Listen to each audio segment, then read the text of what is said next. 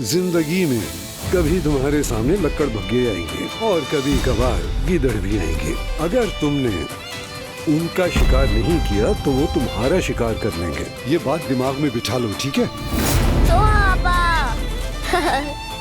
कैसे हो? सोहापा कुछ दिन हमारे घर में हमारे साथ ही रही। उसने अपना बच्चा खो दिया, अपनी दुनिया खो दी, और तुम होके फिर भी बहराम और अपने प्लान्स की बात कर रहे हो।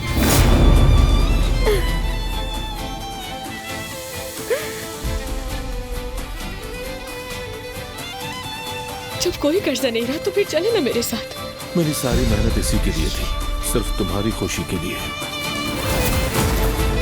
अस्सलाम वालेकुम अब्बास साहब।